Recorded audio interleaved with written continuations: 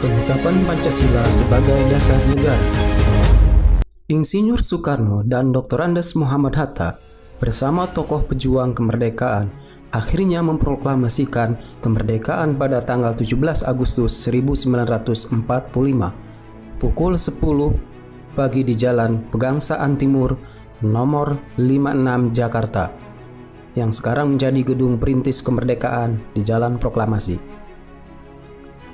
Pengibaran bendera merah putih yang dijahit oleh Ibu Fatmawati, istri Soekarno, dilakukan oleh Latif Hendradingrat dan Suhud.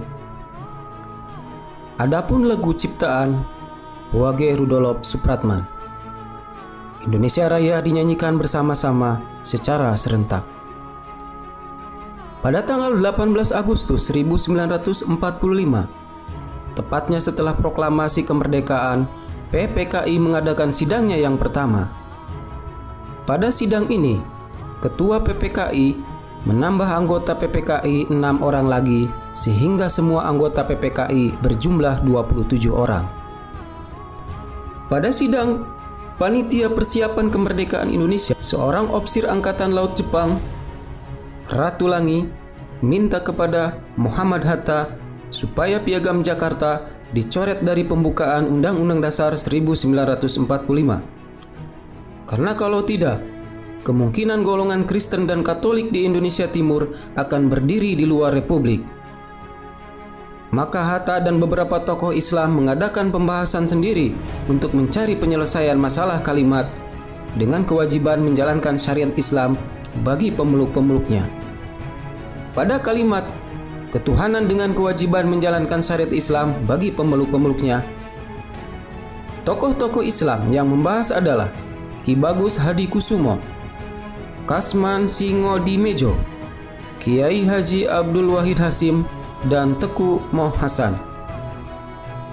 Dalam waktu yang tidak terlalu lama, dicapai kesepakatan untuk menghilangkan kalimat dengan kewajiban menjalankan syariat Islam bagi pemeluk-pemeluknya. Hal ini dilakukan untuk menjaga persatuan dan kesatuan bangsa Indonesia. Kita harus menghargai nilai juang para tokoh-tokoh yang sepakat menghilangkan kalimat dengan kewajiban menjalankan syariat Islam bagi pemeluk-pemeluknya.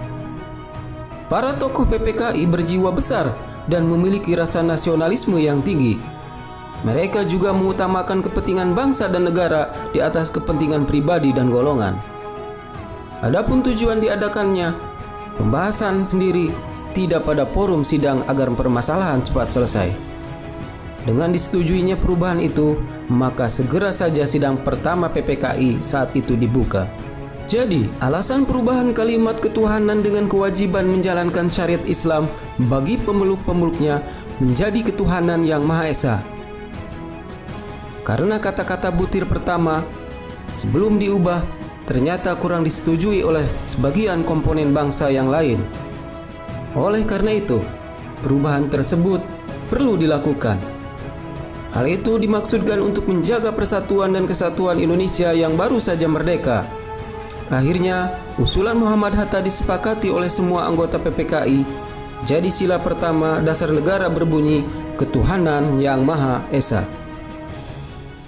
Selain pembahasan perubahan sila pertama Pancasila, pada sidang PPKI juga dibahas perubahan bab 2 Undang-Undang Dasar pasal 6 yang semula berbunyi Presiden ialah orang Indonesia yang beragama Islam, diubah menjadi Presiden ialah orang Indonesia asli. Semua usulan itu diterima peserta sidang.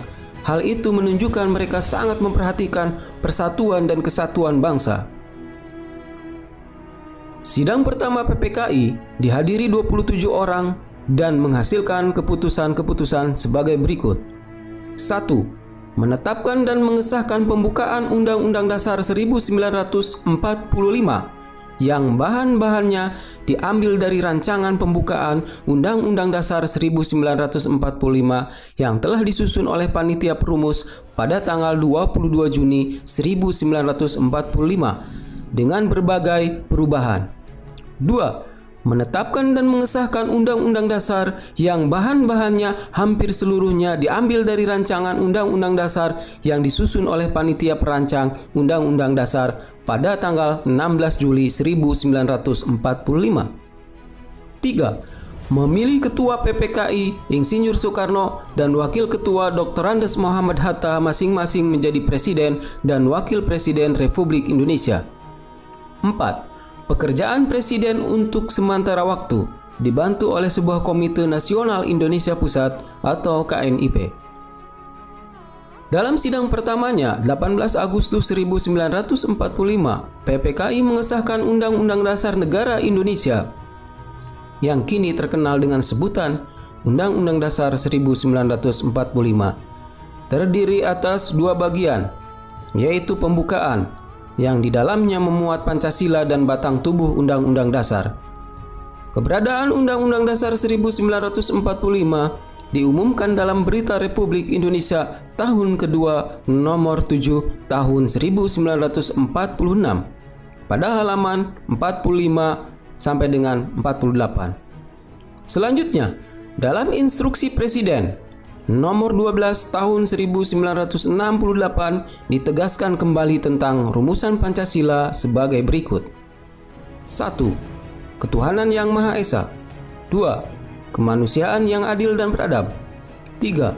Persatuan Indonesia. 4. Kerakyatan yang dipimpin oleh hikmat kebijaksanaan dalam permusyawaratan perwakilan. 5. Keadilan sosial bagi seluruh rakyat Indonesia.